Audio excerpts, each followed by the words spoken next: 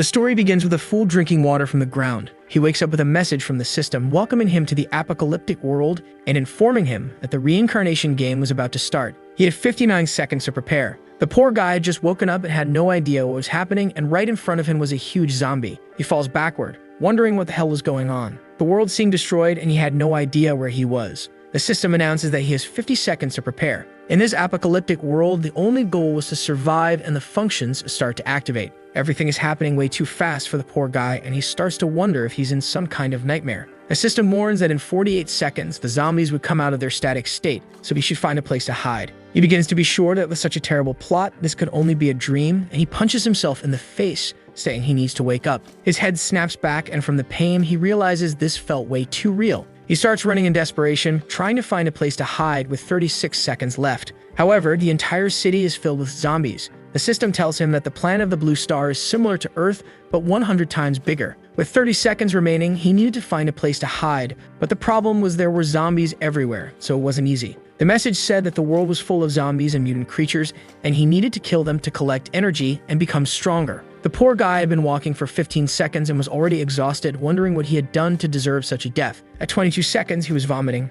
At 18 seconds, he declared that he was an expert at games, so he wouldn't die so easily. The system announced that he had a special warehouse and could use the collectability skill to gather materials and items from mutants. The creatures of this world were suppressed, but every 30 days, they would become stronger. There were only 10 seconds left, and he was desperately looking for a solution. That's when he saw a small zombie carrying a shield. It was his last chance, so he ran towards it, grabbed the shield, and tore it from the fool's arm. He also snatched a smoke grenade from the zombie's belt and started running, screaming as the last second finally arrived. The poor guy got headbutted and his neck hit the ground hard. The zombies began to move and the game started. The poor protagonist was already surrounded with the zombies closing in on him. He knew that if he didn't escape quickly, there would be no way out. The problem was that the one on top of him wasn't that weak. Unfortunately, he gave it a strong kick, saying he would have to abandon the shield right from the start. He grabbed the smoke grenade, threw it towards the fools, and told them to taste this. With that, the desperate guy started running again. The problem was that he didn't have a superhero physique, and there were people crying for help all around him. He saw several hanging from poles and branches.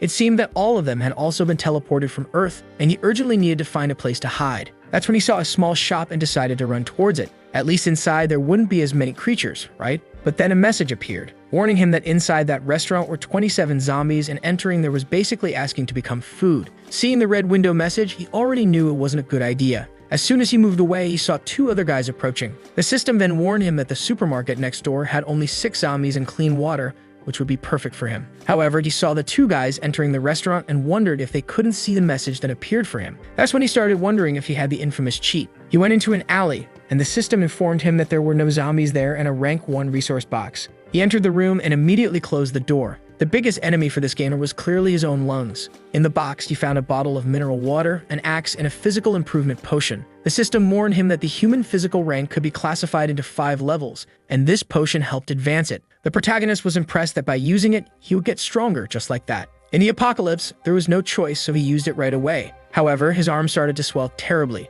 The boy began to scream in agony from the pain, feeling like he was about to die. What kind of curse evolution was this? The system warned him that he only had a 30% chance of surviving that. The poor guy wanted to know what kind of game doesn't warn you about things like this. He lay on the ground like trash, writhing in agony, while outside a bunch of zombies were breaking in because of his screams. He began to bite his own lip, realizing he couldn't scream anymore, or he would attract even more. He would have to endure, no matter how painful. Outside, everyone was running away from the creatures. One of them approached a guy who prepared a katana and sliced its head off. The guy was impressed. It seemed like this average physique was really useful. He was going to be the best in this area. His name was Wang Jiran, and he was the first person to have an abnormal physique in that region. Meanwhile, our boy was still suffering, grabbing water from the drawer and drinking it. Finally, the pain had passed, and he thanked his luck for surviving despite only having a 30% chance. He cried, saying that this cursed game doesn't warn about anything. Then he heard someone shouting for help and wondered who the heck was attracting a bunch of zombies to that place. On the roof was a distressed girl in a dress, almost being eaten by 2 monsters.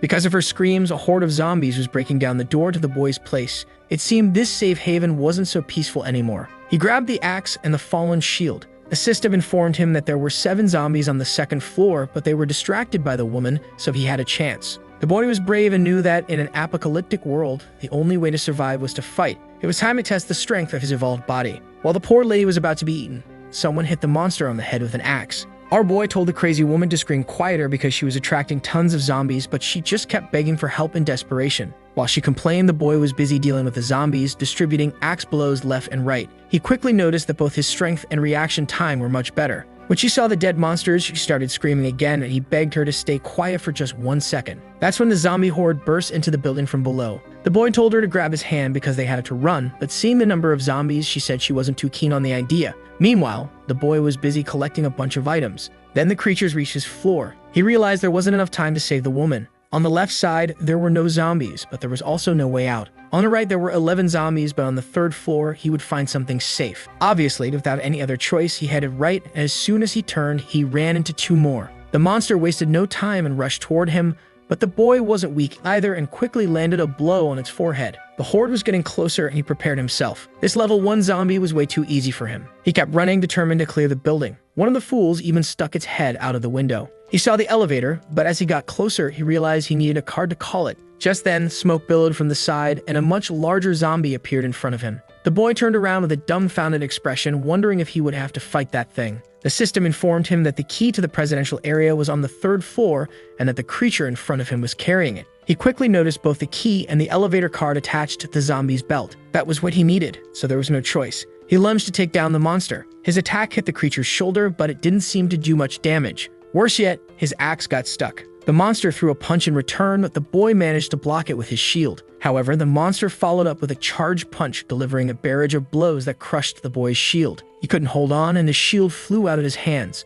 At the same time, another zombie came at him. Since his axe was stuck in the monster's shoulder, he couldn't defend himself. But the boy was brutal, grabbing the zombie's head and ripping it off, asking if it really thought he was that weak. The big zombie came at him from behind, so the boy threw the head into its mouth, telling it to eat that. He grabbed a fire extinguisher nearby and hurled it at the creature's face, causing it to stagger backward. Taking advantage of the confusion, the boy passed by, retrieved his axe, and snatched the key, knowing he couldn't kill the monster. He ran toward the elevator, desperately hoping the zombies wouldn't get close. Clearly, a few were already approaching. He noticed strange green veins on his face and wondered if that medicine had some side effects. The zombie began to react, but he quickly noticed it was wearing a police uniform and had a gun at its waist. The problem was that his body felt weak now, and more zombies were jumping at him from behind. He grabbed his beaten-up shield and managed to defend himself, but unfortunately, he'd have to leave the gun for later. As he threw himself into the elevator, the creatures approached, but finally the door closed. He was exhausted. He hadn't had a moment to rest. The system informed him that now in the presidential area, he could use the card to enter a room without any zombies.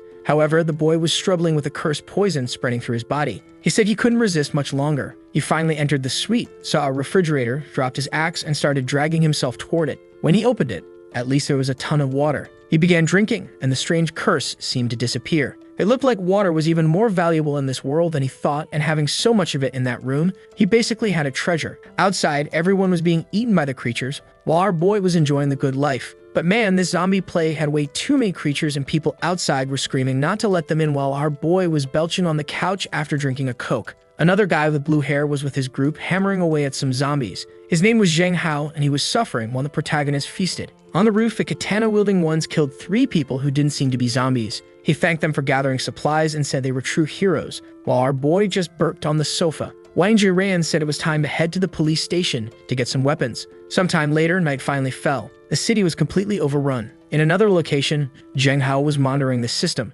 wanting to save more people and establish a survivor camp there. But the people with him were just praying to survive the night. A girl under a table told them not to be afraid. Back to our boy, he decided it was time to check out his loot. With an inventory that felt like something out of Minecraft, he had collected some fabrics, production items, and weapons. He realized he had gotten a lot of stuff, but would have to discard some of it to carry more water. He had also found a car key, and the system informed him that there were important items in the parking lot. The boy noticed there was some kind of global chat and wondered how the other players were doing. Some people were talking about dying of thirst, others about searching for a hospital, and of course, some were trying to negotiate items. He saw a message from Zheng Hao, who was trying to organize a base with his friends, and he was impressed. However, he didn't want anyone to find out about his ability to see hints, so he decided to continue traveling alone. At that moment, he noticed that a lot of people seemed to be selling sausages and water. It seemed that with the system, you could also trade items, which was perfect for him, since he needed to get rid of a lot of stuff. He noticed that a guy named Wanshu was selling sausages and water in exchange for a bunch of energy cores.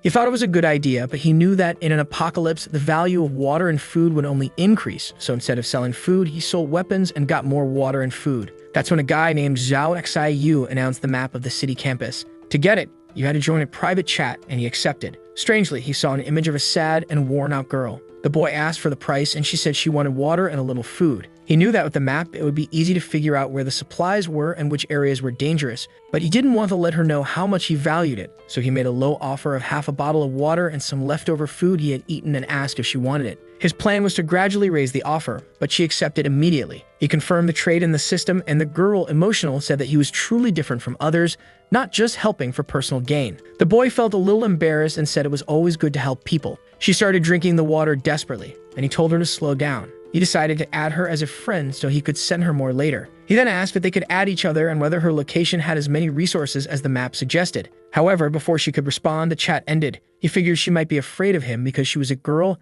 and decided it was time to get some sleep. Another day dawned, and as always, there were zombies everywhere. Zheng Hao, no matter where he was always surrounded by girls. He was planning to go to the hospital to see if there were any resources or medicines there, while the boy decided to go down to the second floor. Armed with a shield and an axe, it was time to handle things. As soon as the elevator door opened, he dashed out in desperation, but strangely, the hallway was empty. He wondered what had happened. Even more bizarre was the human blood on the floor, and he didn't remember seeing any other players. Not to mention, it was only a drop, which meant it wasn't from a zombie, as they would have torn the person apart. This suggested that a player had been hunted by another. Worse, the killer probably took the revolver he had been after. Fortunately, he was on the third floor, and the person didn't have the key card. He started heading down the stairs, knowing he had to go to the lower floor to find that car. Meanwhile, Durham was jumping through a window, checking his stats to see if there was anyone else around. Considering the place was still somewhat empty, it must have been Durham who took the revolver. Our boy, meanwhile, was running through the parking lot, pressing the alarm to see which car was his.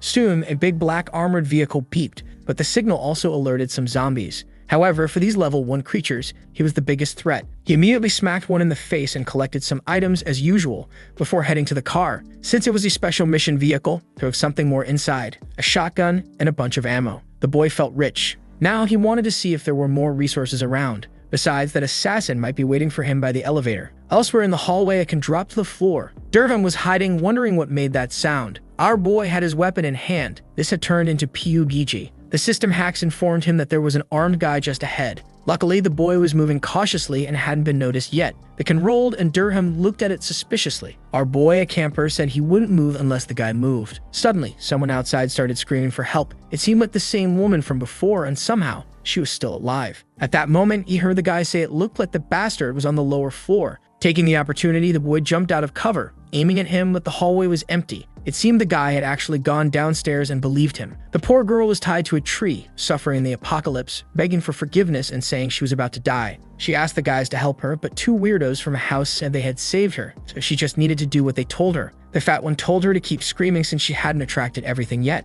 His friend beside him questioned whether he could really handle all that. The fat one said he saw a guy with an axe killing 8 zombies without breaking a sweat, so they could handle it too. Meanwhile, the poor girl was surrounded by zombies and thought a hero was going to arrive, but she got bitten. At that moment, her screams attracted even more zombies, and the poor girl became the next victim in the story. The excited fat guy said it was time for them to advance and kill at least 20. He came from behind with a big axe in front of him, but the attack got stuck in the girl's hair. Now he realized it wasn't that easy to kill those creatures. The next second, the guy was running in desperation, crying for help with a legion of zombies chasing after the two of them. What he couldn't understand was why his attack didn't work. He gave his friend the classic push, saying there was no choice, and apologizing, saying that unfortunately, it was the apocalypse. His poor friend in agony said that when he turned into a zombie, he would eat that fat bastard. Our boy was hiding behind the grass, just camping, watching how morality had completely collapsed in this world. The worst part was that the fat guy was running in his direction, which attracted a ton of zombies and revealed his position. But then the guy tripped over a little rock and fell flat on his chin.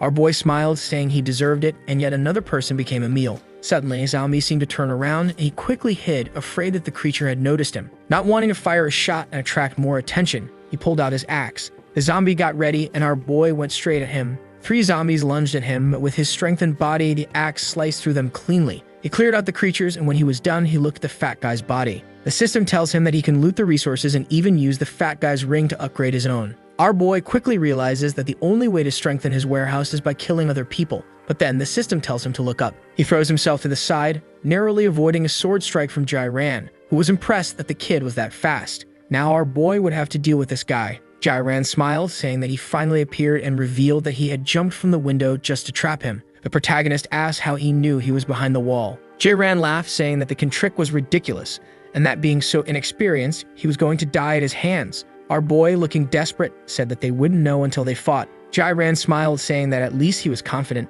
In an instant, he advanced with a punch that destroyed the boy's shield. Jai-Ran warned that he would now experience the strength of someone with abnormal power. Our boy got a slight kiss on the cheek and nearly died. However, he pulled out his axe and went for Jai-Ran's ribs, but the guy quickly noticed and kicked him. And that's how this Dragon Ball Z fight went, with our boy getting thrown far away. Jai-Ran asked what he thought of his fractured sternum, and the protagonist realized that this guy was extremely experienced in combat. But Jai-Ran simply said that his game was about to end and jumped toward him. However, the boy charged ahead first and grabbed him by the waist. Jai-Ran was surprised that the boy could still move. Running with Jai-Ran in his grip, our protagonist asked why they couldn't live peacefully. Jai-Ran elbowed him in the ribs, making him spit blood, but he kept running and asked why Jai-Ran didn't just use his gun. Jai-Ran replied that since the boy wanted it so badly, he granted his wish, pulling out the gun. At that moment, the boy bit Jai-Ran's arm, telling him he would kill him. He threw him away, and while Jai-Ran was off balance in the air, the boy started pulling out his shotgun. But Jai-Ran smiled and aimed his revolver, only to find a cannon pointed at his forehead. Exhausted, our boy now had Jai-Ran sweating, saying that they could negotiate. Meanwhile, elsewhere in the city, a horde of zombies was running toward a truck. It was Zheng Hao and his group of friends, and he told everyone to head back to the gymnasium. If you thought our boy would forgive Jai-Ran, you're wrong. His heart was pounding, but Jai-Ran was sent to the next life. The problem was that our boy could barely move his body anymore. Just then, that girl from before, Zhao Xiyu, wanted to talk to him. She appeared and asked why he looked so beaten up. Exhausted, the boy was told by her to get up because there were several zombies right behind him. She said she'd send him some adrenaline and told him to use it for a bit of strength. The system notified him that in 3 seconds, he'd enter a berserker state. He immediately injected it into his thigh. However, a few seconds still remained and the zombies were slowly approaching. He grabbed Jai-Ran's sword, which was lying next to him, and as soon as the timer hit 0, he stood up, slashing everyone around him. Man, that boy, he started cutting through everything. The adrenaline's effect would last 10 minutes, enough for him to make it back. But then he saw a crowd gathering because of the gunshot. Now his confidence wasn't as high anymore, and the zombies were already closing in on him. The problem was there were creatures behind him too. He headed into another corridor and found a whole bunch more. And just as the ones behind him were about to catch up, he, in all his swag, threw his pistol back over his shoulder. But when he pulled the trigger, nothing. It was empty. He dodged the zombies' attacks slowly but ended up tripping and falling like an idiot. He noticed a fallen parking sign and seemed to have an idea. He stood up, slashing through the ones in front of him, ran to the sign and ripped it from the ground. When he turned around, a whole bunch more was coming, but he was confident, shouting for them to die. Meanwhile, someone above was watching, wondering how one guy was beating 10 zombies alone. From the top of one of the buses, a guy opened a window and told everyone to check out this legend. But then something caught our boy's attention. A fat zombie appeared in front of him. The system alerted him that the path ahead led to the river where some wires could stop this zombie army. Everyone was watching our boy, obviously curious to know who this legend was. The boy kept running until he reached the metal wall. It was his only chance to escape. He jumped over it, and at least now he was safe. He turned and said goodbye to the fools, but then his body began to collapse.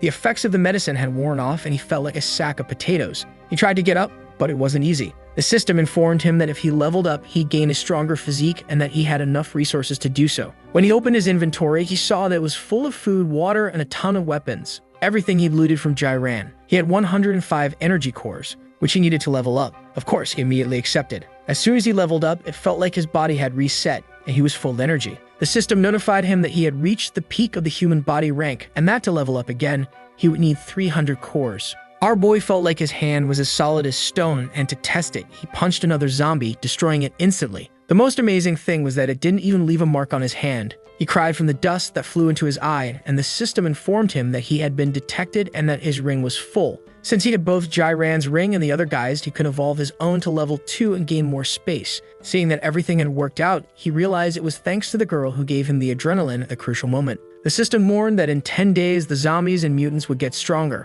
The people hiding were all devastated, as they didn't even have decent weapons yet. But Zheng Hao tried to stay positive, saying that as long as they kept working together, they would survive this crisis. Someone approached and said that starting tomorrow, they would attack the supermarket to gather strength. The muscle guy's name was Kai Hong Da, and the girl with the slim waist was Qian Zhenyu. Knowing the zombies would get stronger, everyone was determined to attack that place. The scene shifted to our boy's friend, who was eating desperately. He told her to slow down because no one was going to steal it from her. She happily said she was glad her medicine hadn't gone to waste. Our boy thanked her, saying that without her, he would have died. She replied that she had only done what was expected, help others. But the boy said there weren't many normal people left in this world anymore. She seemed to agree, a little sad. He then commented that she had been hiding under a table since that day and asked her to tell him where she was so he could go save her. At that moment, she seemed startled. He noticed that she was about to close the conversation and told her not to do that he just wanted to share his house with her. It was big and even had a functional bathroom. She could live there. But she just thanked him for the food and drink and said goodbye.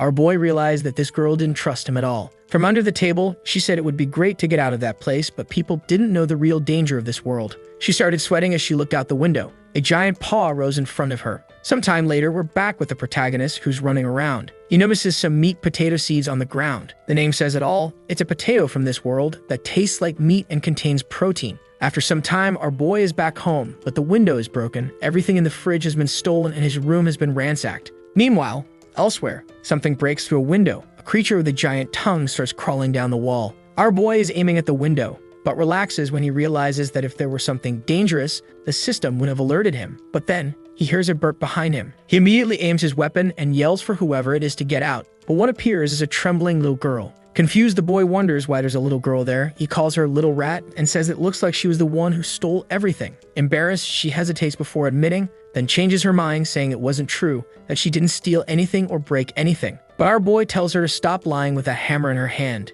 Embarrassed, she claims it wasn't her and asks for a bottle of water. When the boy is about to call her shameless, she smashes his foot with a hammer. Startled, he gets punched in the face. As he stumbles back, she runs off, thanking him for the storage ring. Furious, our boy wonders why he didn't just shoot the girl. He heads to the door, questioning why the system didn't give him a hint this time. But just then, the girl reappears and asks if he still has that gun. He questions whether she's really trying to steal it. She closes the door, warning that a zombie is coming. He tells her she better return the ring, or she'll be the one turning into a zombie with a hole in her head. At that moment, the system warns him to watch out for the window. The giant-tongued creature bursts into the room. It's a lava walker, extremely fast, but with poor vision. The girl hits in the head with her hammer, impressing our boy with her strength. At least she bought him some time. He takes the chance to land a blow on the creature's forehead, and it drops dead. Relieved, he realizes that these mutants aren't as hard to deal with as he thought. He turns to the girl and tells her it's time for her to get a bullet too unless she returns the ring. But the creature starts getting up again. Both are shocked to see it still alive. He tells her to return the ring because he's out of bullets.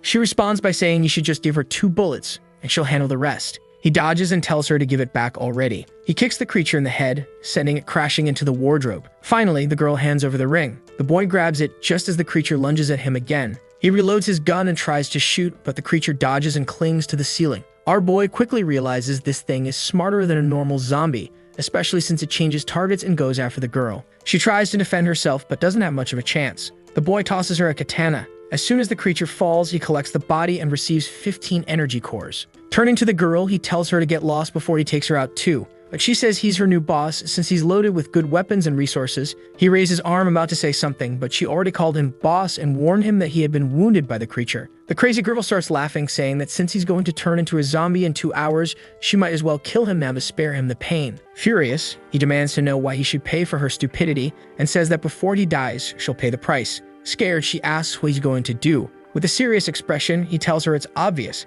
He's going to make her die. She leaves, saying she'll be back soon and that when he's a zombie, she'll smash his head in with her hammer. At least he's glad she finally left. The next morning, she's wondering where her zombie boss went so she could grab all those resources. Of course, he had already left, looking for better places, using the map Paxtayu had sold him. He crosses a bridge and the system tells him that this is the perfect place since there are no zombies. He enters a large warehouse and starts looking around the room. Then he hears a strange sound behind him. Bending down to check under the table, he finds a baby Moon King wolf, a rank-S creature that can be tamed by feeding it. Our boy seems excited to find this rank-S creature, but the little wolf doesn't look happy after being startled. Naturally, the boy seizes the opportunity and tosses it a piece of meat. The wolf slowly approaches and starts sniffing. As soon as it begins to eat, the boy gets excited. The favorability level is still at 0, but to tame it, he needs to reach 100. What's most impressive is that the current combat ability of this creature is equivalent to an extremely strong and well-armed human. The lucky boy realizes he's a very lucky guy. Meanwhile, inside the supermarket, Zheng Hao's group is worn out. Some people are kneeling in front of them, crying in desperation. Zheng Hao tells them to give them some food. Zhen Ji says it doesn't make sense. After all, in 2 hours, they'll turn into zombies anyway. But Zheng Hao says that since they got injured protecting them, they should at least get something good to eat before they die. Everyone falls silent but seems to agree. However, Han De, standing nearby, thinks their leader is an idiot. Our boy was down to his last piece of meat. The dog was happy, and the favorability had reached 99. Finally, he tamed the Moon King wolf combat pet. Its name was Pang, and it ate zombies, meat, animal meat, and mutant meat. The boy then called the wolf over and told it to drink some water. While worrying about this, Phase 2 is approaching. That night, they were digging something on the beach, and Pang was making some holes. However, our boy told him he had no more seeds, so that was enough. Unfortunately, he had to spend his water bottles to water the crops since it wasn't raining. Phase 2 was about to start, and he urgently needed a way to start purifying the water. He told Pang to guard the house and not let anyone approach the island. In the chat, he noticed that all the city's water supplies seemed to have become strangely polluted. Zheng Hao was still announcing that he had 15 survivors with him and was accepting anyone with abnormal strength ranks. In the city, people were starting to get used to surviving against level 1 zombies. The girl was celebrating until she got hit by an arrow. Zombies might become familiar, but there are other people out there hunting too. Poor couple, said Kai. The scared man said he ordered the girl killed, but the redhead asked if she wasn't enough, telling him to stop wasting time and to go collect the items. However, he told her to wait. Someone else had arrived. The system warned him to be careful of the third-floor window, where 2 bandits with bows and arrows were lurking. He knew these ambushers must be killing lots of people that way. The guy told the girl to wait because he had a better plan. He sent a message to someone named Lausen, telling him to come toward them because they had a good catch. Our boy knew it would take at least 20 seconds to get up to the 3rd floor, so he needed to find a way to make them come down. Then 2 people appeared in front of him, and he immediately knew they must be allies. The leader of the group told him to hand over all his valuables and he would be spared. But our boy simply told him the same. Just then, a guy emerged from the bushes behind him. At the same moment, the girl fired an arrow. But man, our boy was like a ninja, catching it before it touched his chest. The problem was, because of that, he took a hammer blow to the spine. The guys celebrated, calling everyone over and wondering how such a weak kid could be the boss. The scared man didn't want to come down, but the girl jumped down immediately. When she hit the ground, she asked how he could be the boss if he was so scared, especially since the boy was already dead. But at that moment, the scared guy shouted for everyone to be careful. Our boy got up behind the first guy and cracked him across the back, saying that now everyone was in the same place. Another one came at him from behind, but our boy stood still and split the guy in 2. Then the system warned him to watch out for a grenade. Seemed like that warning came just in time, right? The leader grabbed the redhead and told her to run because the kid was strong. All the leader's buddies died in the explosion, and our boy managed to climb up to the next floor. The redhead asked why they were running, and the leader said that with that kind of speed, the boy must be at the limit of the human body, a rank far above theirs. He looked back and saw someone following them, realizing that the boy would catch up soon. They both stopped and were startled by a giant zombie in front of them, and right behind them, our boy appeared. The leader said he knew they made a mistake by attacking the boy and offered to give him half of everything they had. But our boy said he wasn't a beggar, he wanted 80%. The scared man didn't want to accept, and the redhead said that once the giant zombies arrived, there would be no escape anyway. The protagonist told them they would be waiting for the zombies together. The system warned him that he would die instantly from a hit by the giant zombie. The twisted, hulking creature slowly approached, and the couple started to panic. The leader told the boy to drop his sword, and they would hand over the 80%. Our boy, without fear, threw his sword immediately. But that was part of the leader's plan. He was going to throw a grenade instead and steal the sword. However, the protagonist was just smiling. The giant zombie kept advancing, and the leader couldn't find the stupid grenade. That's when someone yanked the ring off his finger. He turned to ask Xiao Hu what she was doing, but the apocalyptic woman just shoved him. The poor guy had nowhere to run and took a massive punch from the giant. As his body was flung into the distance, he wondered why she did that. She said she gave him a chance to prove his love by helping hold off the zombies, and the poor guy was finally crushed. Then she pulled the pin on the grenade and blew everything up on top of the zombie. The boy was impressed by her reckless act. Of course, her friend was already dead. She saw the storage ring drop to the ground because what she had stolen was only the grenade. Just then, the giant zombie lunged at our boy. The system told him to run away from the giant and chase the girl instead. That was a better choice. He decided to come back for the ring and the sword later. Meanwhile, someone found the body of the girl who had been shot with the arrow. It was Zheng Hao's group. They knew it had been a bandit, but what they couldn't understand was why the resources hadn't been stolen. Then a guy yelled from a distance, saying that all the bandits they had seen were dead. Zheng Hao was shocked and told everyone to stay alert, believing it to be a trap. The redhead appeared around the corner, asking why that crazy guy was following her instead of going after the ring. But man, she got kissed on the forehead and dropped dead instantly. Our boy appeared, looking desperate. Zheng Hao told everyone not to move. Without hesitation, the boy went to the redhead's body and started collecting the items. Zheng Hao told his friend to grab the rings from the nearby body and hand everything over to the boy. If he still refused to let them go, Han De would lead a group to escape. Zheng Hao then assured the boy that they had no bad intentions, and the lovely Zhen Yu placed the rings on the ground, offering a lot of valuable items in this apocalypse. However, our boy isn't simple-minded and quickly reloads 12 rounds. The poor redhead realizes that her charm didn't work. Zheng Hao warns everyone to be careful. Our boy picks up the ring and says he didn't kill those people, so it belongs to them. He returns it and walks away, and Zheng Hao asks him his name. Our boy says they can call him Lei Feng. Is it just me, or did we just now find out this guy's name? Our boy returned to the giant's area, but unfortunately, didn't find the sword or the ring. Behind a wall, guess who he found? That little brat, all happy because she found something amazing. With no other choice, he returns to his base. The crops had succeeded, but they would take 120 days to grow unless he used some fertilizer. He gathered 200 fertilizers, 20 of which increased the growth speed even more. After using them, the growth time was cut in half. Now he just had to wait for the seeds to plant everything and have an endless food supply. On the redhead's body, he had found a recipe for a simple water purifier. Pang was bringing the results from the item, and it seemed to work well, though the amount of water produced was still small. He stops and tells Pang it's time to see how he fights. The scene shifts to the city at night. An arrow flies through the air, landing squarely in a zombie's head. Our boy is playing the role of the Green Archer, leaping across rooftops, while Pang in combat form is crushing everything below. Lei Feng is impressed with how much stronger Pang becomes in this form, but his current priority is leveling up himself. He collects 13 more zombie bodies and several crystals, now at 103 out of the 300 he needs to level up again. At that moment, Pang seems to notice something and leaps upward in an instant, but our boy tells him to come back because it's too dangerous. Pang was chasing one of those lava crawlers, but in this apocalypse, even mutants don't play around. They had set a trap. Pang manages to bite one of them, but another creature, a giant octopus-like mutant, falls on his back, biting everything. Pang turns around in desperation, but more mutants are closing in on him. In the air, one of them gets hit in the forehead by a slingshot. With Pang in danger, our boy can afford to miss a single shot. He fires another arrow, but it breaks upon hitting the creature. The mutant changes its target and rushes toward him. Perfect, he thinks. Now he won't have to aim. One of the creatures leaps and roars, and our boy slices it with a cleaver, gaining 15 more cores.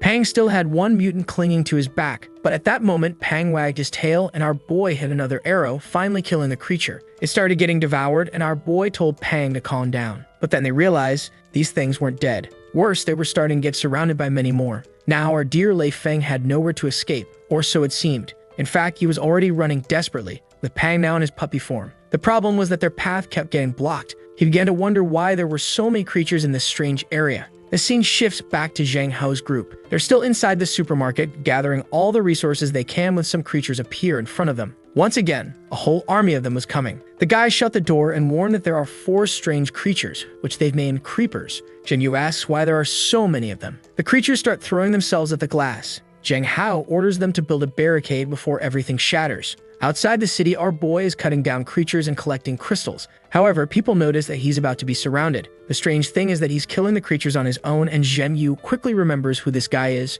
2 more monsters leap onto Lei Feng's back, and she shouts for him to look behind. Our boy turns around with a cleaver, finishing one off, then draws his shotgun and blasts the other. Meanwhile, elsewhere in the city, that bratty girl was suffering from the heat. She thought it was strange because it felt like she had a fever. The system congratulated her for becoming awakened and informed her that she would receive a talent from the system. Zheng Hao then commented that the situation was getting too weird and they should all head back to the gymnasium. While our boy was running from 6 creatures down the street, they suddenly stopped. A message appeared, saying that some survivors had illegally awakened their powers and therefore Phase 2 would begin in 59 seconds. The system told him to kill these creatures before they evolved, as they would become dangerous. With 39 seconds left until Phase 2 began, our boy had killed all but 25. Lei Feng tried to take another path but was blocked by a giant zombie and a bunch of creepers. He obviously asked the system to show him another route, and it suggested he go down a nearby alley, where 300 meters ahead, he'd find a truck with gasoline. He started running, but there were only 15 seconds left. Seeing the number of zombies, he knew that Phase 2 was going to be much more difficult. The creatures were all eyeing him and only 8 seconds remained.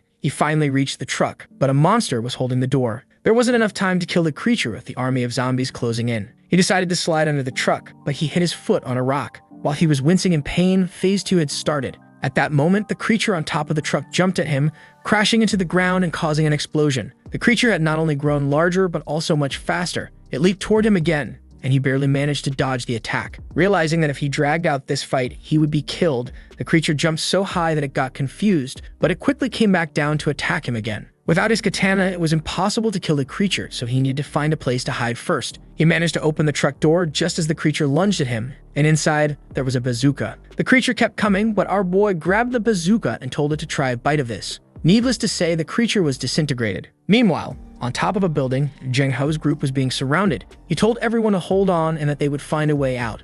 Yu was landing perfect shots with her arrows, while the rest of the team was already cheering. Suddenly, everyone began to hear the sound of footsteps. In the distance, a gigantic zombie was approaching. The girl with pink hair started crying, saying that today everyone was going to die. Zheng Hao told her to keep fighting, assuring her that they would soon find the weakness of these monsters. But Hong De said the only way was for someone to lure the zombie away. He turned and said he knew how to escape, but he would need a few brothers who were willing to sacrifice themselves. Zheng Hao was shocked, turned around and told him to shut up. But Hong De said that in the world of the fittest, some people needed to be sacrificed for the rest to survive. Zheng Hao approached him when someone interrupted them. It was Yu, telling them to stop fighting because the giant was heading toward them. Zheng Hao kept running and killing zombies, telling everyone to follow him. Suddenly, a sewer exploded and a creeper emerged. The problem was that it was one of the evolved ones. Hong De said he had told them it would have been better if they had split up so at least some of them could survive. At that moment, a truck came barreling in. It was our boy, having the time of his life, mowing down zombies and collecting cores. He already had 583 of the 300 he needed. He advanced and became a level 1 awakened, activating the talent system. For level 2, he would need 1,200 cores and already had 288. He kept speeding up the truck and the group raised their hands, thinking they were finally saved. But then our boy pulled out a bazooka. Without hesitation, he fired it. Everyone was shocked that he had something like that in the apocalypse. Zheng Yu even said, "He's the man." Zheng Hao immediately gave the order for everyone to follow the truck since it was clearing the way. Meanwhile, in another alley, the talent that the girl awakened allowed her to blend in with the zombies, so she would stay among them unnoticed. That's when a little puppy appeared, and she found it cute. But this was that same sneaky thief girl who had stolen from our boy. Sometime later, our boy drove to the right and Zheng Hao's group was safe. Hong De asked if they shouldn't follow the guy to find out where he lived, but Zheng Hao said that would be crazy. This guy had already spared him once, and offending him wasn't a good idea. Meanwhile, Zheng Yu was already missing our boy, commenting on how strong he had become recently. A while later, our boy returned home and Pang was there.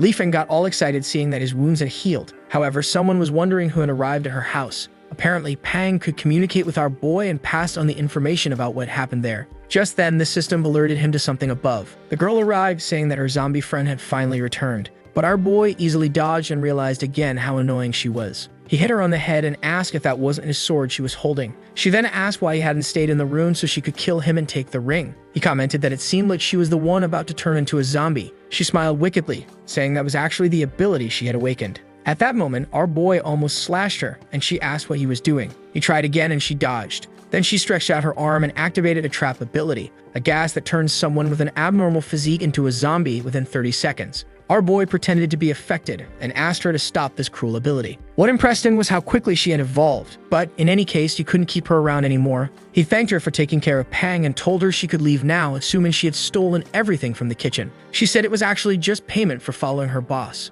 He shouted through a loudspeaker, telling her that if she was paid, she could disappear now. She asked to stay, saying she had a bunch of ability books and 30 ring fragments, not to mention that she could pay for the food. But our boy said there was no negotiation because he didn't want to have to sleep with one eye open. She then mentioned that she knew of an armory with lots of ammunition. That changed his mind and he asked where it was. But she said she would only reveal the location in a week or else he might kick her out and the information would be worthless. Our boy told Pang to keep an eye on her, especially at night, and to report anything suspicious. As she turned to leave, he asked where the ability books she had mentioned were. She claimed he must be losing his mind, saying she had never mentioned ability books. He responded that he had forgotten he had enough bullets to deal with what was in front of him. Immediately, she remembered and said she did have some abilities. She stretched out her hand and several abilities ranging from climbing to wood collection appeared. Our boy reached out and began taking everything. He even commented that she had become much nicer, even offering up abilities without being asked. He then said he would give her some fertilizer so she and Pang could take care of the food, which would likely become scarce in this second phase.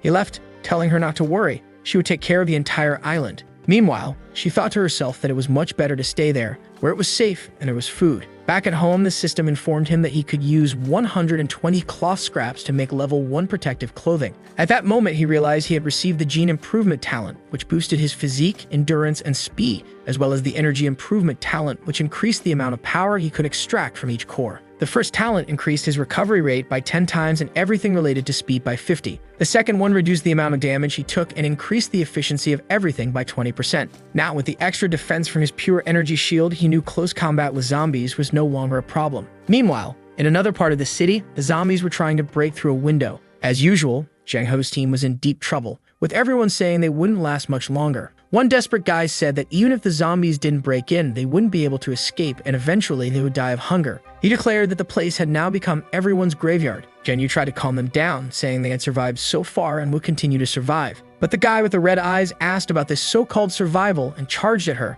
saying she was only saying that because she hadn't been injured. At that moment, everyone was shocked to see that he had been bitten by a zombie. He lunged toward Zheng Yu, saying that now it was her turn to be infected too. But a blade came between them. It was Hong Da who sliced the boy in half and the remains collapsed to the ground. Hong Da said that if anyone else had been injured, they should come forward and he would let them rest in peace and isolation until they became zombies. However, if you found anyone hiding their wounds, they shouldn't blame him for what he'd do next. The group was terrified and a little boy started sweating profusely without saying a word. He stepped forward and everyone was startled. He looked at them with a pitiful expression, while Hong Da seemed thrilled. He rested his sword on his shoulder, and Zheng Hao told him that this wasn't the way to handle things. The crowd started shouting, asking what Hong Da was planning to do. At the same time, Hong Da raised his sword to strike, but Zheng Hao blocked the attack with his own sword. Hong Da insisted, and he cut the little boy like he was in a Photoshop edit, turning to Zheng Hao, saying that he needed to stop being so kind. The boy's body fell to the ground, and furious, Zheng Hao asked Hong Da if he hadn't promised to let the person turn into a zombie before killing them. Zheng Yu added that the boy had been one of the most hardworking, a good person up to that moment. She began to lose her composure, pulling back her bow and saying that Hong Da was a bastard. But Hong Da reminded her that he had saved her, asking her who she thought she was pointing that bow at. Zheng Yu was so furious, she was practically turning into an emoji until Zheng Hao grabbed her bow and told her to calm down because they were surrounded by zombies and couldn't afford internal conflict. She reluctantly put the bow away and Hong Da was just smiling. Then, out of nowhere, he leaped at her, saying that anyone who shows intent to kill him deserves to die. But Zheng Hao stretched out his hand and explosions went off on Hong Da's chest. He fell, riddled with bullets, then slowly got up, looking like he was barely hanging on. He asked Zheng Hao how he had the courage to strike his childhood friend over an outsider. Hong Da wanted to know why he wasn't allowed to kill the weak, the ones who would turn into zombies, or the ones who wanted to kill him. In the middle of his speech, he collapsed, saying that this weakness would lead to everyone's death. The poor guy was closer to death than life. Hong Da admitted he feared death, but Zheng Hao had saved him. So now Zheng Hao could take back the life he saved and kill him this time. Zheng Hao just stared, then turned to his friends and told them to treat Hong Da before he died. The team carried the poor, beaten-up guy away, and Zheng Hao warned them not to mention anything about what happened. He then asked Zheng Yu how long the food would last. She said 2 days. He replied that by tomorrow, most of the zombies would have dissipated and he would go alone to search for resources. If he didn't return by nightfall, they could disband the group. 4 days passed. Our boy's crops were growing nicely, and that little girl was busy harvesting with Pang. That day's harvest alone was enough for them to survive for a week. Our boy reminded her not to think only about eating, but to plant more so they have more food in the future. She commented that the problem with those meat potatoes was that they had so much water, they could spoil quickly. She suggested using zombie venom to dry them out. Lai Fang immediately asked if she was trying to turn him and the dog into zombies. She apologized, saying that if he didn't like the idea, she wouldn't try it. A system gave a tip that the plants would become poisoned, but their appearance and taste wouldn't change. So he told her to try it and see what happens. After using the zombie venom, a faint evil smoke appeared around the plants. She said it didn't seem to change anything, but he pointed out that this was the perfect effect, an easy weapon to harm people without them knowing. When he collected the crop, even the system didn't register any hint of poison in the item's name. He realized he'd have to be careful not to eat one himself. Then he started collecting some wood, absorbing a bit of energy from the cores. He crafted some bows and arrows. He told the girl to list the bows in the market for gasoline, food, crystals, and water. She pointed out that the bows only came with 3 arrows, but our boys said that was the secret to the sale. Once they had the bow, it would be easy to sell more arrows. She smiled, saying he was really ruthless when it came to trading. At that moment, he received a trade offer from Zhao Xiu and that other girl. As soon as he accepted, he got a bunch of items, which struck him as odd. He decided to call her. When he opened the call, she seemed desperate, telling him not to contact her because she had already given up. Lai Fang insisted, telling her to say what was going on. Just then, a creature destroyed her house while she was hiding under the table. She turned to the boy, saying she was about to die, but thanked him for helping her survive this long, hoping that the things she sent him would be useful. The protagonist kept insisting, shouting that he could save her, but the call disconnected. She was terrified of the creature the size of a window, saying the place seemed to be the armory she had visited before. Lai Fang grabbed her by the shoulder, shaking her and demanding to know where it was. She finally showed him a map with the location but warned that she had only walked around the perimeter and had no idea what was in the middle. Lai Fang immediately declared that they were going to that place. The truck sped through the city and the little girl commented that the number of zombies had decreased. Meanwhile, our boy was focused on rescuing Xiu. That's when they saw someone face to face with a horde of creatures, and the girl mentioned that someone was fighting a mature Krauser. At that moment, Zheng Hao threw 3 daggers, hitting the creature squarely. As it staggered back, he retrieved the daggers and sliced its neck. He sprinted off while our boy watched, analyzing the situation. Our boy noticed that Zheng Hao had an extremely strong physique but hadn't leveled up yet. To be fighting creatures like this, he must be crazier than him. Zheng Hao threw another dagger, finishing off another creature. Zheng Hao stood there in shock, realizing the truck could handle things much faster. Meanwhile, our boy continued speeding through the city, not stopping for a second, mowing down all the zombies. The good thing was that he was collecting tons of crystal cores, and the girl was thrilled because she was getting half of them. He was now face to face with the giant zombie.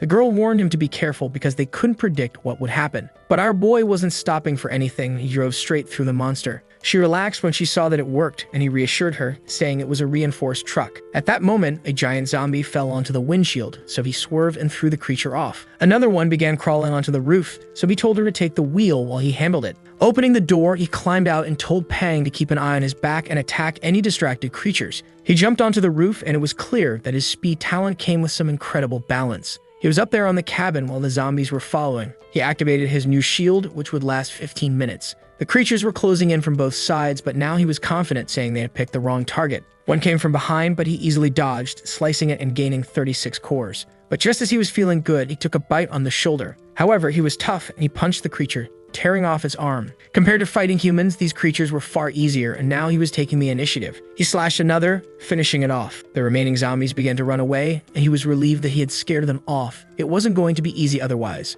His recovery talent kicked in, and his body began to regenerate. But suddenly, another zombie appeared behind him, jumping to attack and trying to knock him off the truck. Our boy confidently told it that it should have run while it had the chance, rather than dying a miserable death. At that moment, Pang came from behind and finished it off, adding another 32 cores to the count. Meanwhile, from inside the truck, the girl screamed for him to hurry back because there was a huge horde of those giant zombies up ahead. She warned that they couldn't slow down and were about to crash head-on. The truck collided with everything in its path. Our boy opened the door and told her to get out of the driver's seat because he needed to get in. The truck seemed to be holding up, but they were teetering on the edge of a bridge. At the last second, he swerved, narrowly avoiding plunging into the abyss, but instead crashing into more zombies. The girl began praying that the truck wouldn't explode while he kept collecting 36 crystals with each hit. But then the system warned him that the truck would explode in 40 seconds. He kept mowing down the creatures, smoke billowing from the engine. The girl begged him to slow down, saying she couldn't even see anymore. But our boy just told Xiu that they were almost there. He then saw a wall of creatures up ahead, and she confirmed that this was the place. He told her to jump on the count of 3, and they both leaped out as the truck continued forward and exploded,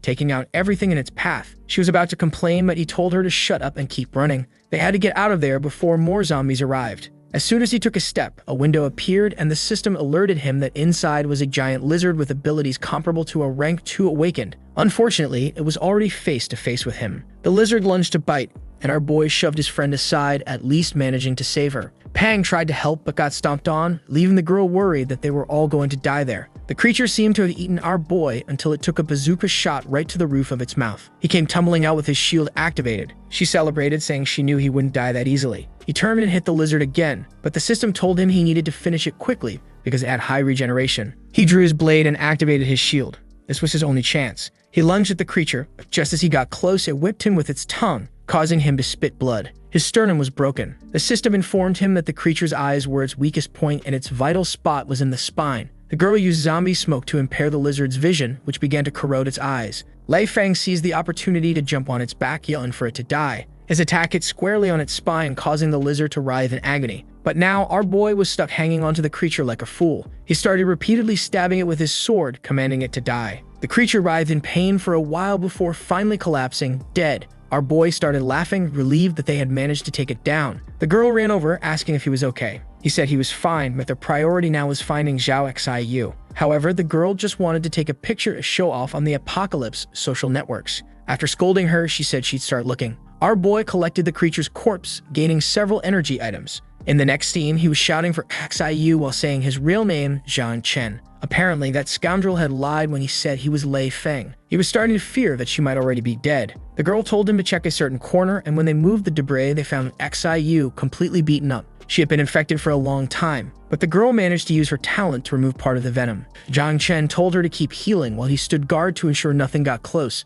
The system alerted him that the room next door was full of weapons and ammunition. He eagerly went to check it out, and boy, did he hit the jackpot. A whole tank, a bunch of ammo, several AK-47s, and bazooka rounds. But just then, they heard a strange noise. Everyone wondered what it could be. Zhang Chen told the girl to stay put while he went to investigate. Walking down the corridor, he spotted a golden chest and wondered why the system hadn't mentioned it. Strangely, there was a well behind it. At that moment, something came out of the well, and Zhang Chen immediately sensed danger approaching. He wished the thing would hurry up so he could blast it with the bazooka, but then he realized that some kind of new creature was emerging from the well. He turned to the girl and told her to open the door and start that car. She warned him that the other girl hadn't recovered yet, but just then, a giant monster appeared in front of them. Worse still, the bazooka shot didn't even damage it. The system notified him that it was a tanker giant with strength, speed, and sonic attacks. The monster slammed the ground, and Zhang Chen wondered if this could even be called a zombie anymore. He used a quick attack to distract it for a second and tried to land a blow to its neck. However, not only did his sword do nothing, but the monster turned and shot a laser.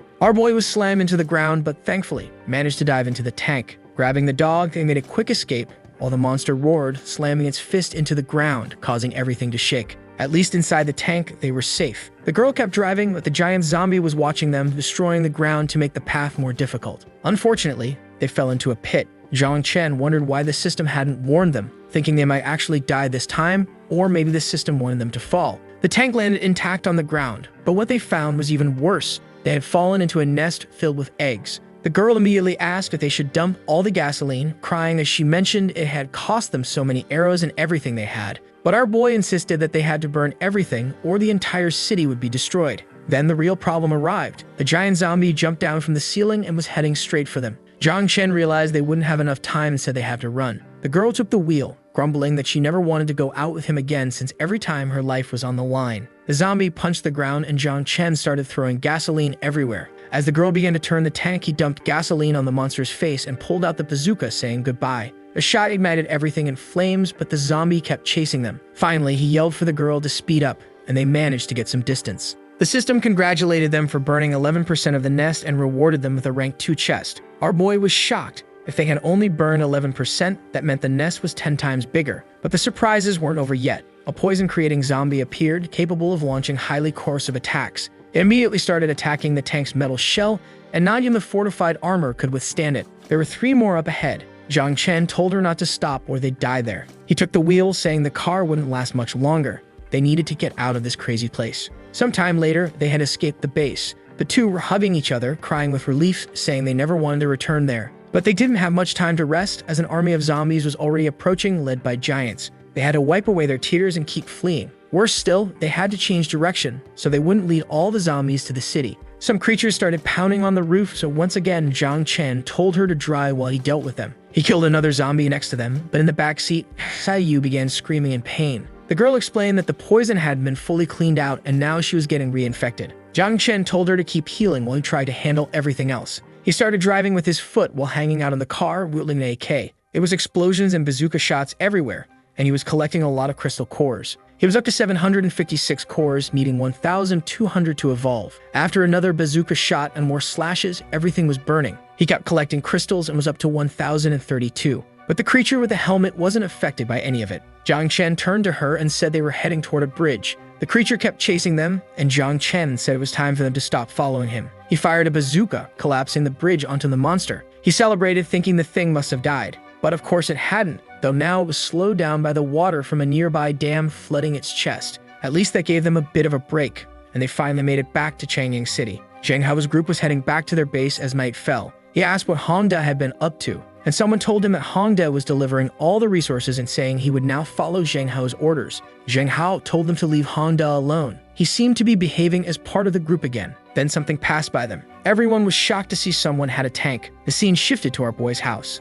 It had been tough, but he finally got the woman in bed, right? His friends were all exhausted too. Pang was licking Shalixi's face and our boy thanked her, saying she had done a good job. She widened her eyes, grabbed his leg, and said she was glad he finally called her by name. He told her that from now on they were family and to send him a message when Xiaoyu woke up. That day it was raining, so he decided to relax a bit and check out the most important thing, the rank 2 chest he had received for destroying part of the nest. Inside, he found a bunch of items, including advancement potions, talent crystals, pet upgrades, food, resources, and more. He broke one of the crystals, upgrading both of his talents. He even had a talent tree and decided to focus on increasing his defense since for now he could still rely on his sword. He gained a new ability that reduced damage by 30% for a short period. He spent everything to evolve both talents, becoming surrounded by energy. He thought it was strange. His body felt both cold and hot at the same time. Maybe this was the concentrated attack power he gained. With that, they went to sleep and the day arrived. Our boy woke up smelling something delicious. He immediately wanted to know where the smell was coming from. It seemed the fight from the day before had paid off. Our boy had earned himself some good food.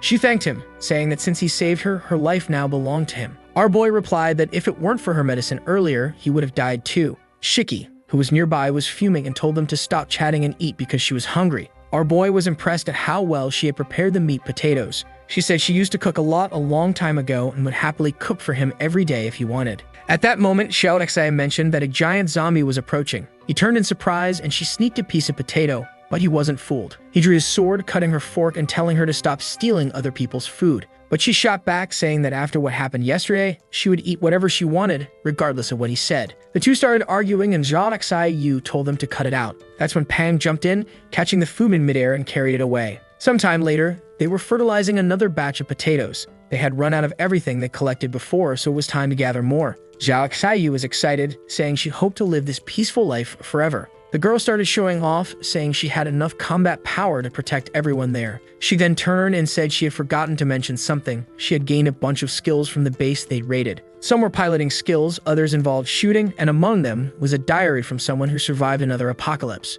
Two other interesting skills were knowledge of metals and basic mechanics. She learned all the abilities and decided to read the diary. It described how, on August 12, 2012, a virus spread through the city, turning everyone into zombies. In less than 24 hours, there wasn't a living soul visible on the streets. By September 12, however, humanity's worst nightmare had become mutant plants and insects. Most of these creatures revived after being killed, and they also came from underground. By October 12, people in the bunker began taking their own lives, tired of living underground. In December, insects attacked the base, and they didn't have time to get into their mechs. When the elders heard this, they wondered if there were also armed robots in that place. The scene shifted to Xiao Xie driving the tank through the city, feeling confident now that our boy could repair it. She was calm about going out to kill zombies. Pang had evolved, and dealing with the smaller zombies was now extremely easy for him. They knew they needed to keep getting stronger, so standing still wasn't an option. In classic superhero style, Zhang Chen leaped into battle, acting like he was in a Marvel movie, stomping the ground and breaking everything around him. Even a Kai from the 3rd floor was firing bazookas. These low-level creatures were now basically free experience, and they continued clearing out the entire city. Man Zhang Chen hit them with a laser blast, cleaning everything out, but it hurt his hands so much that he realized he should save it for the right moment. He kept absorbing everything around him and collected over 700 crystals. Finally, he had enough to advance another level, becoming a rank 2 awakened. To reach rank 3, he now needed 6,000 energy. His fire and ice abilities also evolved. He gained 4 talent points and decided to spend them all. He jumped, and in the next second, he appeared beside Xiao Xie. She was impressed, saying it seemed like he was teleporting. Our boy asked her how many points she needed to level up, and she said she still hadn't advanced. He questioned how that was possible, but she told him not to worry since they were surviving just fine. However, Zhang Chen insisted they needed to get stronger before a disaster hit the city. He activated his eye to scan for more zombies. Kai Yu then announced she had reached the level of exceptionally strong and wouldn't be a burden anymore. Zhang Chen praised her, saying that was impressive, and now was time for them to clear the entire city. In a nearby room, it was full of creepers when suddenly the wall exploded. The monsters were shocked as fireworks burst beneath them. Of course, it was Zhang Chen. The creepers started fleeing, but Xiao Xie gave the order to fire all their bullets and not let any of them escape. Throughout the city, people began whispering that someone was laughing maniacally while killing all the zombies. There were so many explosions that people were afraid to go out and see who it was. Some thought it was good, while others knew that resources would become even more scarce now. One person said that no one should go to the commercial area of the city, as it belonged to the Jim's camp, but another replied that their camp was more like a camp for beggars. Since everyone who joined that group is only starving, the one with the smirk, Hongda's avatar, says that anyone curious is welcome to visit them. Then Jing Hao appears, apologizing for his friend, explaining that they have no intention of monopolizing the city's resources. Back at the gym, Hongdae is angry as usual, asking why they were just standing around when they could be out collecting resources now that most of the zombies had been killed. Zhang Hao responds that the reduction in zombies is only temporary and soon more will appear in the city, so it's not worth risking everyone. But Hongdae argues that the biggest risk they're facing is running out of resources and dying of hunger. Zhang Hao asks again why he's not following the group's orders, but Hongdae simply raises his hands and says that tomorrow he will occupy the commercial area and gather as many resources as possible. This caused a division within Zhang Hao's group, and he realized that now, without zombies, the bigger problem would be dealing with humans. Back at their comfortable home, the banquet is served, with some very delicious things arriving at the table. Xiao Xe was impressed by how many different dishes Kai Yu could make using just those potatoes. Once again, Xiao Xe wanted to monopolize the food, and our boy was too lazy to argue. Xiao Xe explained that she had been starving since her time in the other world she lived in, where the only thing to eat was tree roots. Our boy was surprised and asked if she was that poor before coming to the apocalypse. She deflected, saying yes while quickly changing the subject, mentioning that she and Yu had managed to sell a lot of bows and arrows. She didn't want to reveal to Zhang Chen that she was actually born in this world. Then Zhang Chen announced that tomorrow they would return to the bunker, making Yu nervous. He explained that the city's zombies were no longer enough for him to level up. Moreover, before the mutant plants and insects started to appear, they needed to arm themselves with the mechs. Later, Zhang Chen gave Pang some food, which was supposedly an evolution item, though it had a strange shape. Our boy told Pang to trust him and eat it without thinking. Pang swallowed it, and black smoke started emanating, with Zhang Chen noting that the effect was quick. Surprisingly, it even corroded part of Yu's arm. Zhang Chen told Xiao Xai to heal her while realizing that this strange food was indeed effective. Out of the smoke, something began to emerge. Our boy was keeping an eye on it. A giant paw slammed onto the ground, and both girls were startled at the sight. Pang had evolved, now with a dark aura coming from his eyes. To be honest, he didn't look much different, but everyone was impressed. The system showed that he was now a rank 1 adolescent, and with his wild call, he could summon 2 more wolf cubs to assist him in combat. Feeling confident, Zhang Chen declared that it was time to go hunting, leaving Pang in charge of the base. He told Pang that this island was now his and he should obey everything Yu said. Zhang Chen then said it was time to head to the bunker. The scene shifts to the commercial area where Han Dao was not only killing zombies but also other survivors, excited because it was a much easier way to collect resources. The victims called him a liar, since Zhang Hao had promised that anyone who came there would receive help. Hongdae cynically replied that they shouldn't blame him because these were the orders of their leader, Zhang Hao. One of the survivors pointed out that this would turn them into public enemies and everyone would hunt them down. Hongdae responded that if they handed over their rings, he wouldn't kill anyone, asking what they thought of that offer. The survivor hesitated, asking if it was really true. Hongdae smirked and said they could trust him but warned them not to reveal that he was just following Zhang Hao's orders. The survivors handed over their rings and ran away in desperation. Hongdae, increasingly deranged, declared that he would finally make Zhang Hao as notorious as he always wanted to be. At that moment, 2 people from a rooftop aimed a sniper rifle, which was oddly floating in the air since the artists hadn't bothered to draw it in their hands. They informed Hongdae that the 3rd wave had arrived, and it was time to teach him a lesson. They aimed at the building and fired a shot, hitting Hongdae squarely and sending him flying. The survivors ran to Zhang Hao, reporting that the captain had been captured. Zhang Hao told them to calm down and explain what happened. The person lied, saying they had followed his instructions, searching for resources in the commercial area, but they encountered some strange people they had never seen before. Zhen Yu asked where the rest of the group was and how he had managed to escape. The boy handed over a list of resources, saying this was the price the bandits demanded, warning that if they didn't pay, the entire base would be attacked. Zhen Yu quickly realized that the demand amounted to half of everything they had in the base. Zhang Hao told everyone to stay calm, reasoning that these bandits wouldn't dare attack a base in the middle of a city full of powerful players. However, he admitted that his concern was that even if they handed over the supplies, they might still be killed. Zhen Yu asked if he was really willing to give up half of what they had. Zhang Hao, feeling conflicted, said he knew of a way to save Hongdae and that he had to help his friend. The scene shifts to a cave. Xiao Xe was walking through the creature's core area, asking where the mecha was. Just then, one of those poisonous creatures appeared in front of her. Startled, she nervously started talking to the monster, asking if a zombie knew where the armed robot was. The creature just stared at her for a moment, then shook its head, indicating no. To test if the creatures would obey her, she commanded it to leave, and immediately, it ran off. She went ahead and asked if it had seen a big piece of metal that the zombies were afraid of. The zombie nodded and pointed downwards. The scene then switched to Zhang Chen trading punches with that giant zombie with a helmet. He was using all his defense skills to buy time for Xiao Xai to find the mecha, but she had to be quick because he couldn't keep fighting the creature for much longer. Xiao Xai finally found her way down, where hidden deep below she discovered 4 mechas. However, upon closer inspection, she realized they were more like mecha scraps. None of them were connected or operational, and everything was broken. Only one seemed somewhat intact, but even that one wasn't in great shape. She called Zhang Chen, telling him about the broken mechas and the 5 giants patrolling the area. Zhang Chen noticed the one that seemed relatively intact and said he could fix it, so he was on his way. She thought it was too risky, but he replied that sometimes you had to take risks to get rewards, so he was going for it. The giants looked calm while Xiao Xi hid, but suddenly, explosions started happening below. The zombies rushed down, crazed, throwing themselves into the fire to see what was happening. Zhang Chen used the chaos to reach her, telling her to use the smoke as cover, while he tried to fix at least one mecha. He had the materials, but the problem was that it would take him 30 minutes to repair even one of them. Our boy handed over another 100 grenades and told her to keep throwing them as he got closer. Xiao Xi was terrified and didn't want to die, but Zhang Chen reassured her that he trusted her talent. Meanwhile, some zombies were returning. She grabbed the bazooka, saying she'd buy time,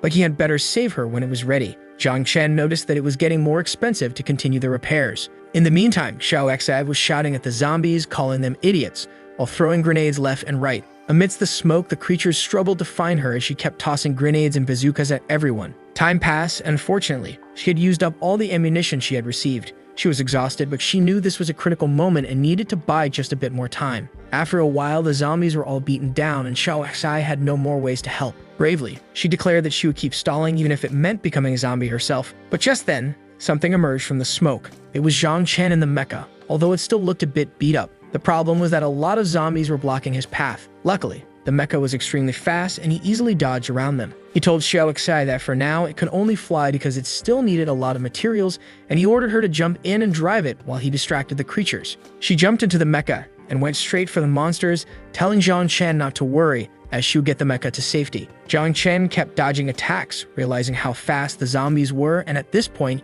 he even had electric powers like static shock, while Xiao Xi accelerated to get out of the pit. Zhang Chen celebrated, saying that those fools were looking in the wrong direction, and then he hit them in the face, telling them that he was their target. Meanwhile, Zhen Yu was causing a commotion, throwing rocks at people's homes, hoping someone would come out to help them. That's when she encountered Pang by a river. Before she could figure out what was going on, the monster lunged at her. Luckily, she dodged in time but wondered why there was a monster protecting this area. A second later, Pang was right behind her, and she didn't know how to escape. She thought about running to Zhang Chen to see if he could handle the situation, but Pang was already closing in. The scene shifted to Han De, tied up and surrounded by 10 men from another city. A blonde guy announced that their time for resources was up, so it was time to finish him. They poured gasoline all over him, and Han De thought to himself that in the end he really was just being used by Zhang Hao's group. The guy in sunglasses apologized, saying it was really going to hurt, but suddenly, Han De was startled by something. Everyone heard footsteps approaching. It was Zhang Hao, walking in like a Chad, all alone. The blonde guy asked where the guards were, and Zhang Hao responded that no one was answering. Calmly, Zhang Hao took off his ring, saying that it contained the resources they wanted and asking them to leave his people alone. But the guys all pointed their weapons at Zhang Hao, saying there was no negotiating with someone who just showed up out of nowhere.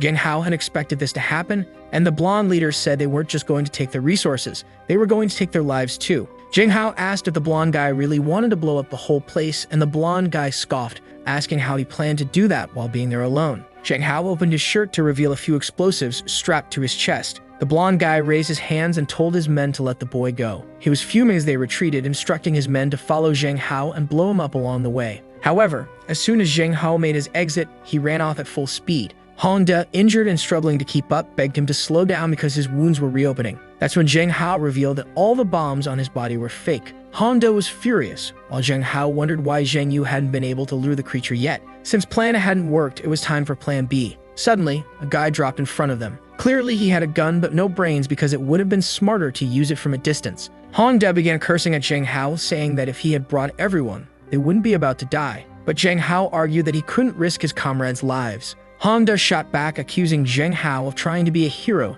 instead of truly wanting to save him. As they bickered, the bald guy yelled at them to stop arguing and just lay the bombs on the ground so everyone could leave in peace. But right then, a wolf appeared behind them. The guy turned, startled, wondering what kind of monster it was, assuming this was part of Zhang Hao's plan. Of course, it was Pang, now evolved. The madman started laughing, saying this whole plan was ridiculous, when suddenly, Zheng Yu yelled from a nearby window, telling him to run. Seeing how scared she was, Zhang Hao knew something was wrong. In an instant, he tossed a smoke grenade. The bald guy turned and shouted not to let them escape, but Pang sent a shadow attack, catching them off guard. The shadow transformed into a dog and delivered a vicious bite. Meanwhile, back at the base, the blonde leader was growing impatient, wondering why it had been an hour and there was no news that the group had been eliminated. What he didn't know was that everyone at the base was running around in panic, trying to figure out what kind of monster they were dealing with. The blonde guy guessed it was a war pet and ordered everyone to start shooting. They emptied their magazines, but nothing seemed to affect Pang, who leaped into the middle of the group, tossing them aside effortlessly. Before they could react, Pang was clawing at their chests.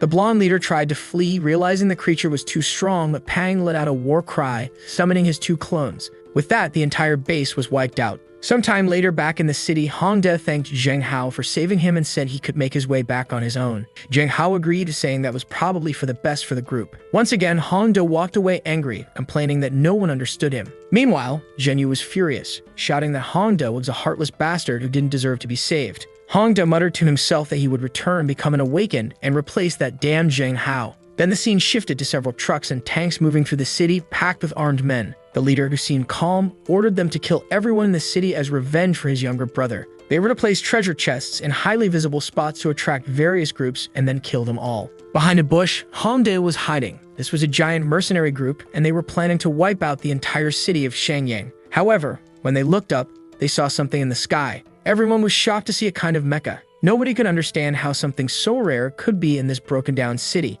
Inside the mecha was Xiaoji, wondering why there were so many outsiders in Shenyang, as they seemed to have bad intentions. It was time to give them a little scare. She descended to the ground, and immediately everyone started running in a panic. The mercenaries scrambled back into their trucks and tanks and sped away. With that, Xiaoji flew off in the mecha. Hongde watched everything unfold, realizing that with the mecha, it was impossible to lose. Interestingly, the treasure chests that the mercenaries had placed in the city were still there, left behind in their hasty retreat. When Hongde opened one, he found some weapons and a physical enhancement potion. Finally, he could become awakened and get some likes on this video. That helps Mamoru make more juicy content for his viewers. Activate the cheeky little bell, and I'm out.